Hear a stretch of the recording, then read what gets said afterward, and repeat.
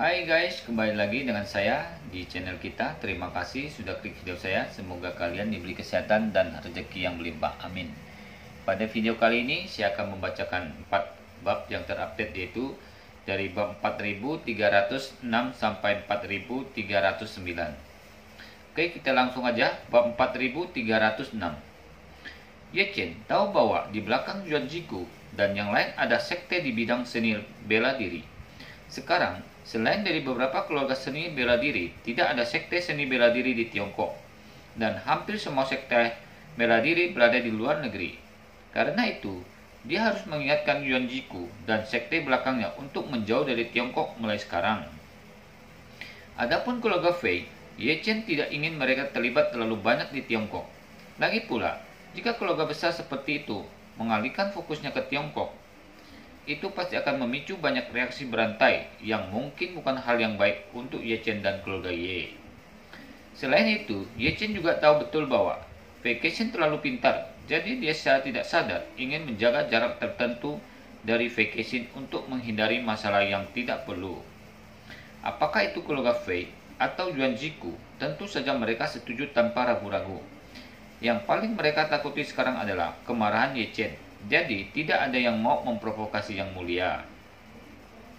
Hanya saja, hati Vacation agak pahit. Baru saja, dia masih memikirkan bagaimana mentransfer bisnisnya ke Hoxia di masa depan, sehingga dia dapat menemukan kesempatan untuk bertemu lebih banyak dengan Ye Chen.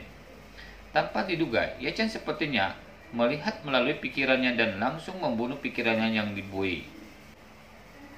Pada saat ini, Ye Chen tidak ingin terus membuang waktu di rumah Fei. Jadi, dia mendesak Fei Shanghai untuk segera mendatangani berkas hukum dan menyerahkan kursi dewan direksi kepada Fei Kexin.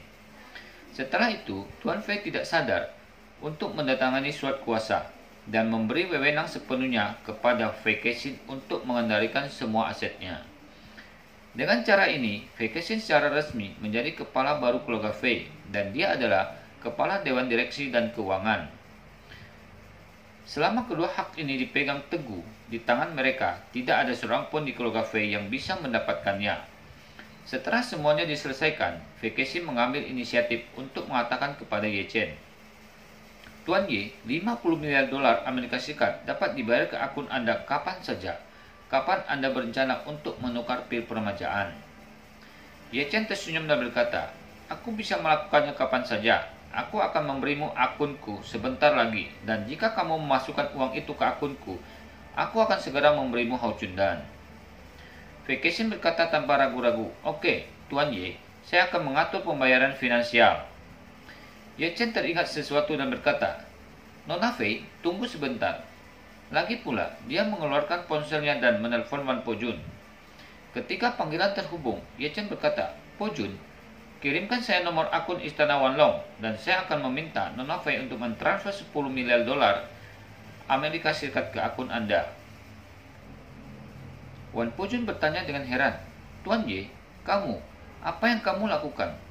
Tidak ada kekurangan uang di rekening Wanlong Dian, dan bagaimana bawahanku bisa menginginkanmu? Di mana uangnya?" Ye Chen berkata dengan serius, "Anda sedang membangun basis sekarang, dan perangkat lunak dan perangkat keras membutuhkan banyak dukungan keuangan. Tentu saja, semakin banyak uang, semakin baik, dan Anda juga telah menginvestasikan banyak tenaga kerja dan sumber daya material untuk datang ke Amerika Serikat kali ini. Bagaimana saya bisa membuat Wanlong, saudara laki-laki rekrut, kembali dengan tangan kosong?" Wan Pujun buru-buru berkata, "Tuan Ye, seluruh istana Wanlong adalah kesetiaan kepada Anda. Mengapa Anda selalu kehilangan kontak dengan kami?" Ye Chen berkata dengan sangat serius. "Bahkan jika itu adalah penguasa feodal atau panglima perang, tidak mungkin bagi prajuritnya untuk membawa makanan dan rumput mereka sendiri untuk berperang untuknya. Karena istana Wanlong setia kepada saya harus memberikan dukungan yang cukup dalam hal dana. Di masa depan, istana Wanlong akan semakin memperluas kekuasaannya yang membutuhkan banyak dana, dan Anda akan menyimpan uang ini untuk pengembangan Anda sendiri." Ketika Wan Pujun mendengar ini, dia tidak lagi menolak, tetapi berkata dengan sangat hormat, "Tuan Ye, yakinlah bawahan Anda pasti akan meningkatkan kekuatan aura Wanlong beberapa tingkat. Oke, Ye Chen berkata dengan puas, urusan malam ini harus dilakukan dengan lebih indah. Wan Pojun berseru, jangan khawatir, saya telah mengatur sejumlah besar orang untuk mengendalikannya, dan saya tidak akan pernah membiarkan siapapun melarikan diri. Beberapa menit kemudian, 50 miliar dolar Amerika Serikat dari keluarga Fei ditransfer ke rekening Ye Chen dan Wan Longdian dalam 2 kali angsuran.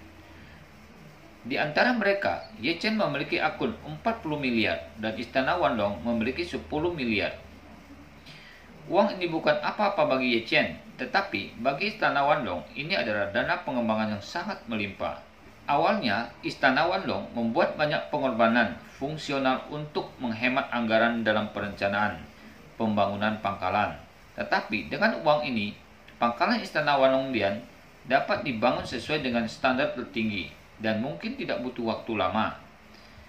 Wanlongdian bisa menjadi organisasi tentara bayaran terbesar dan terkuat di dunia. Dan Ye Chen yang menerima pembayaran juga menempati janjinya, mengeluarkan pil peremajaan dan membaginya menjadi 4 bagian di depan Fei Yanzhong. Oke, kita lanjut lagi ke bab 4307. Fei Yanzhong memandang Hao Chundan, matanya penuh antisipasi dan tidak sabar untuk melompat keluar dari rongganya untuk memeluk obat yang dia impikan. Seluruh keluarga Fei menatap dengan mata terbelalak. Mereka semua telah mendengar tentang efek ajaib dari Hao Chundan, dan sekarang mereka semua ingin menyaksikan dengan mata kepala sendiri apakah obat ini benar-benar ajaib. Setelah Ye Chen membagi pil peremajaan, dia menyingkirkan 3 bagian dari mereka dan kemudian menyerahkan sisanya kepada Fei Kexin dan berkata, Nona Fei, sekarang seperempat pil peremajaan ini adalah milikmu. Sekarang secara menggunakannya sepenuhnya terserah kamu. Fei Kexin berkata dengan penuh terima kasih. Terima kasih Tuan Ye. Setelah itu, dia berbalik dan menatap kakeknya Fei Yanzhong. Tanpa ragu, dia menyerahkan Hao Chundan kepada kakeknya dan berkata dengan hormat, Kakek, kamu adalah keluarga Fei. Kamu adalah akar dari keluarga Fei. Tanpamu, tidak ada keluarga Fei. Sekarang semua ini, jadi kamu pantas mendapatkan 1/4 dari pil peremajaan ini. Terimalah. Fei Yanzhong mengulurkan tangannya dan mengambil Hao Chundan dan bersemangat dan tersentuh. Kegembiraan adalah bahwa saya akhirnya mendapatkan pil peremajaan dan hidup saya akhirnya diperpanjang. Saya tergerak oleh cucu perempuan saya yang benar-benar tidak mengecewakan saya. Bahkan jika dia sudah berkuasa, dia masih menghormati dirinya sendiri, dan meskipun dia telah memberi dirinya cukup wajah, dia benar-benar tulus pada dirinya sendiri. Memikirkan hal ini, masalah kehilangan kepala keluarga Fei tidak berdampak negatif padanya. Sebaliknya, dia merasa bahwa mulai sekarang, dia akan benar-benar duduk di belakang, makan pil peremajaan dan menyanyikan lagu. Dan setidaknya bisa hidup bahagia selama 20 tahun lagi. Jika dia, cucunya yang berharga, dapat terus bekerja keras dan membantunya mendapatkan pil peremajaan, maka tidak masalah untuk hidup 3 atau 40 tahun lagi. Adapun patriark keluarga Fei tidak ada yang ketinggalan. Memikirkan hal ini, suasana hati Fei Yanzhong tiba-tiba menjadi cerah. Perasaan pencerahan semacam ini bukan hanya di jendela di hati saya, tetapi seperti meruntuhkan ruangan di hati saya. Jadi, dia memasukkan 1/4 Hao Chundan ke dalam mulutnya, hampir tanpa berpikir, menutup matanya, dan merasakan kekuatan obat yang luar biasa dari Hao Chundan dengan hatinya. Meskipun hanya 1/4, efeknya masih sangat ketara. Fei Yanzhong hanya merasa bahwa seluruh tubuhnya tampak jauh lebih ringan sekaligus, dan tubuhnya yang lelah serta semangatnya yang lamban juga telah sangat meningkat dalam sekejap. Ini membawanya kembali ke perasaan yang dia rasakan beberapa tahun yang lalu. Pada usianya, dia bisa merasakan bahwa tubuhnya tidak sebaik sebelumnya. Jadi, dia mendapatkan kembali beberapa tahun masa muda sekaligus, dan kulit Fei Yanzhong, semangat dan kekuatan fisik semuanya pulih dalam sekejap. Bahwa kulit Tuan Fei telah meningkat pesat, semua anggota keluarga Fei tidak bisa berkata-kata karena terkejut. Terutama Fei Shanghai. Dia melihat bahwa seperempat dari Hao Chundan memiliki efek seperti itu, dan dia tidak bisa menahan diri untuk tidak menghela napas. Tidak heran, orang tua itu bersedia menghabiskan dari 200 miliar untuk membeli Hao Chundan. Ini hanya seperempat. Jika dia bisa mengerti secara keseluruhan, bukankah tiba-tiba 20 tahun lebih muda? Kalau begitu, aku khawatir akan seumuran denganku. Segera dia tidak bisa menahan diri untuk tidak berpikir. Jika lelaki tua ini memiliki kesempatan untuk mendapatkan lebih banyak pil peremajaan, maka saya mungkin akan mati sebelum dia. Memikirkan hal ini, Fei Xianghai merasa sedikit kecewa. Dia tahu bahwa sekarang dia telah melucuti senjata dan menyerah. Sesuatu seperti Hao Chundan pasti akan keluar dari tangannya. Pada saat ini, Fei Yanzhong sudah menangis karena kegembiraan. Dia akhirnya mendapatkan pil peremajaan seperti yang dia inginkan.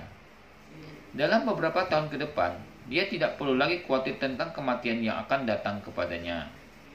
Dengan gembira, dia meneteskan air mata, diam-diam untuk waktu yang lama, lalu membuka matanya untuk melihat Ye Chen, dan tersedak dengan rasa terima kasih. Tuan Ye, terima kasih atas penciptaannya kembali Anda. Saya akan mengingatnya seumur hidup. Ye Chen melambaikan tangannya, menunjuk ke Fei Kexin dan berkata, jika kamu ingin berterima kasih, terima kasihlah kepada cucumu. Dia memberimu Hao Chundan. Fei Yanzhong mengangguk lagi dan lagi. Saya mengerti. Setelah berbicara, dia dengan cepat berbalik dan berkata kepada Fei Kexin, Kexin, terima kasih. Fei Kexin dengan tergesa-gesa, kakek, apa yang kamu bicarakan?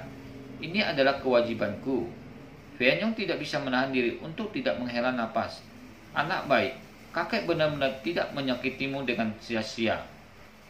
Ye Chen melihat waktu pada saat ini dan berkata, sudah larut, saya harus kembali ke Providence. Anda harus menyelesaikannya malam ini, dan saya akan secara resmi mengumumkannya kepada seluruh masyarakat di pagi hari besok. Dan saya akan ditunjukkan di TV. Mari kita tunggu dan lihat bagaimana penampilanmu. Oke, kita lanjut lagi ke bab 4308. Setelah beberapa saat, seluruh keluarga Fei yang dipimpin oleh Fei Yanzhong dan Fei Kexin berjalan keluar dari villa Fei bersama dan mengirim Ye Chen keluar dengan hormat. Pada saat ini, sebuah helikopter telah lama menunggu di halaman di luar pintu. Dikelilingi oleh keluarga Fei, Ye Chen datang ke helikopter, berbalik dan berkata kepada Fei Kexin, oke, pergi dan lakukan urusanmu sendiri.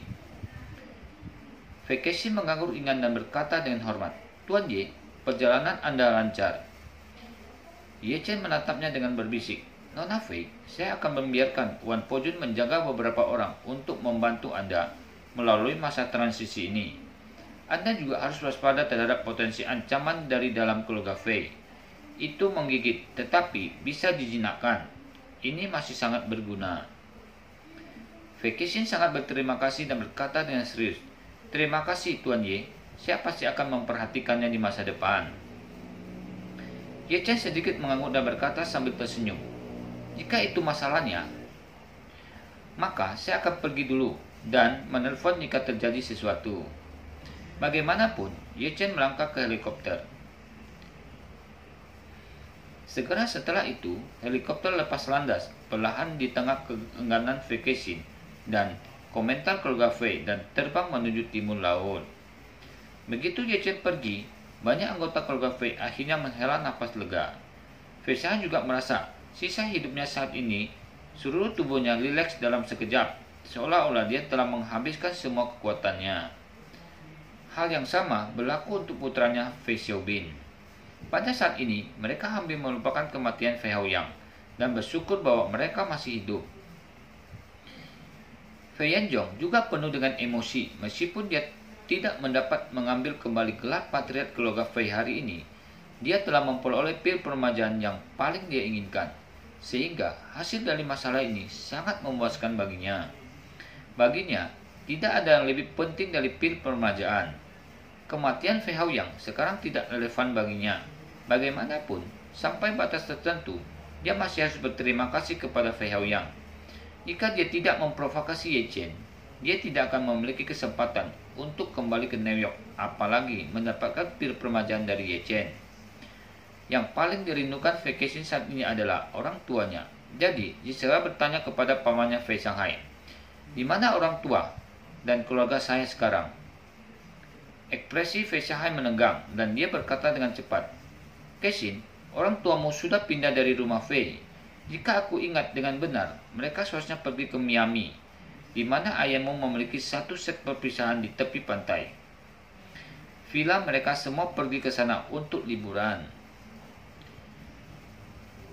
Fei Kexin mengerutkan kening dan berkata, "Jika orang tua saya pergi berlibur, saya masih bisa mempercayainya. Tetapi, saudara laki-laki dan perempuan saya memiliki posisi yang sebenarnya dalam kelompok. Bagaimana mereka bisa pergi ke Miami untuk berlibur? Apakah mereka tidak perlu bekerja?" Fei Shanghai merasa tidak nyaman di hatinya. Orang tua dan kerabat Fei Kexin diusir dari keluarga Fei segera setelah dia merebut kekuasaan. Dan saudara-saudaranya yang memiliki posisi sebenarnya dalam kelompok itu juga langsung dipecat tanpa kecuali. Selain itu, untuk mencegah mereka mengancamnya, Fei Shanghai secara ekspresif melarang mereka berpartisipasi dalam kegiatan publik apapun. Dia hanya akan memberi mereka kebebasan ketika dia tahu bahwa negaranya stabil dan orang tua itu telah sepenuhnya kembali ke negaranya. Karena itu, keluarga Fei Kexin bisa dikatakan dipaksa pergi ke Miami dengan status tahanan rumah oranye. Kita lanjut lagi ke bab 4309. Sekarang, Fei Kexin telah menjadi kepala keluarga Fei, didukung oleh Ye Chen dan Istana Wanlong. Fei Shanghai khawatir dia akan menyelesaikan akun di musim gugur. Jadi, dia sangat gugup di hatinya. Dia hanya bisa menggigit peluru dan berkata, "Kexin, sejujurnya, aku bermaksud mengirim keluargamu ke Miami. Kupikir akan lebih nyaman bagiku jika mereka meninggalkan New York." Omong-omong, dia takut dan akan kemarahan Fei Kexin, dan dengan cepat berkata dengan nada meminta maaf, "Maafkan aku, Kexin. Paman juga bingung untuk sementara waktu. Kamu pasti tidak memiliki pengetahuan yang sama denganku."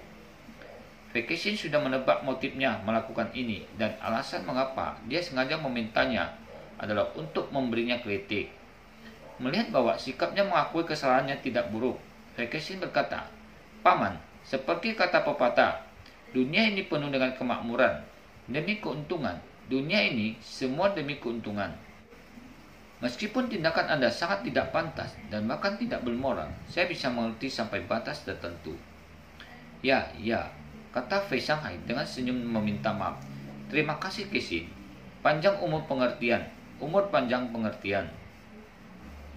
Fei Kexin berkata dengan acuh tak acuh, "Paman, saya tidak perlu mengejar masalah ini. Tetapi, Anda harus berangkat ke Miami semalaman, meminta maaf kepada orang tua dan keluarga saya secara langsung, dan membawa mereka kembali tanpa gagal." Oke, Fei Shanghai tidak berpikir bahwa Fei Kexin akan membuka diri dan memberi dirinya langkah. Selain bersemangat, dia berkata hampir tanpa berpikir, "Kalau begitu, aku akan bersiap untuk terbang ke Miami."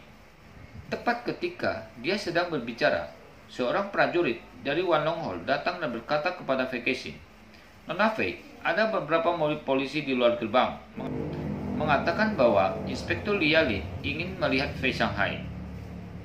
"Lialin?" Fei Kexin sedikit mengerjit dan berkata, "Bukankah dia detektif Cina?" Setelah itu, dia berbalik untuk melihat Fei Shanghai dan bertanya, "Paman, apakah Anda memiliki hubungan dengan Lialin? Atau apakah dia sedang menyelidiki kasus Fei Haoyang?" Fei Shanghai berkata dengan cepat, "Kexin, kamu tidak tahu apa-apa. Sebelum kamu kembali, Tuan Ye pertama-tama telah menculik Haoyang, dan kemudian dia memotong kedua telinga Haoyang, dan secara terbuka meminta angka 200 miliar dolar Amerika Serikat dalam bentuk cryptocurrency.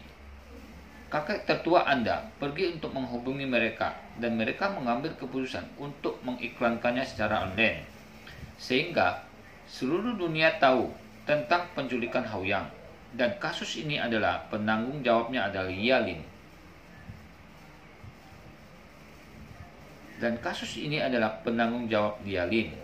Dia tidak dapat menemukannya atau petunjuk, dan dia sangat tidak sabar. Dia telah datang ke sini sekali sebelumnya, dan saya mengabaikannya, dan saya tidak tahu mengapa dia datang ke sini lagi." Mendengar beberapa kata ini, Vacation tidak bisa menahan diri untuk tidak menghela napas. Sepertinya Tuan Y punya rencana dan dia berada di belakang layar hanya untuk membuat reputasi keluarga Fei menderita setelah insiden itu terungkap. Fei Shanghai buru-buru berkata, "Cashin, lialin ini bukan lampu hemat bahan bakar. Apakah menurutmu seseorang harus mengirim mereka pergi dulu?" Fei Cashin menggelengkan kepalanya dan berkata, "Kamu bisa menghabiskan waktu sebentar, tetapi tidak untuk seumur hidupmu. Silakan masuk, pergi menemuinya sebentar." Ketika prajurit istana Wanlong mendengar ini, dia segera berkata dengan hormat, "Oke, Nona Fei." Fei Cashin berkata kepada Fei Yanzhong dan Fei Shanghai saat ini, "Kakek, paman, sulit bagimu untuk bertemu Inspektur Li denganku. Adapun yang lain, kembali dan istirahat dulu." Fei Yanzhong dan Fei Shanghai secara alami tidak memiliki pendapat, dan yang lainnya buru-buru bersiap untuk pergi lebih dahulu. Fei Shanghai menghentikan putranya Fei Xiaobin dan berkata, "Xiaobin, kamu tidak bisa mengatur pesawat. Setelah aku menemani Cashin menemui inspektur, mari kita pergi ke Miami bersama." Fei Xiaobin berkata dengan cepat, "Baik ayah, saya akan membuat pengaturan sekarang." Setelah beberapa saat, beberapa mobil polisi melaju ke Veja Manor dari pintu masuk utama.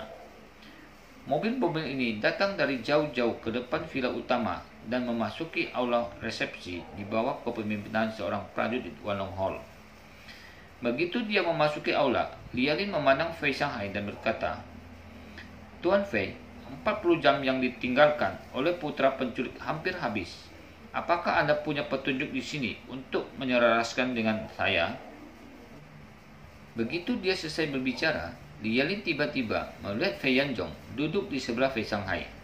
Tetapi sekarang, Fei Yanzhong tampak sedikit lebih muda daripada terakhir kali dia melihatnya, dan dia tidak mengenalinya sekaligus.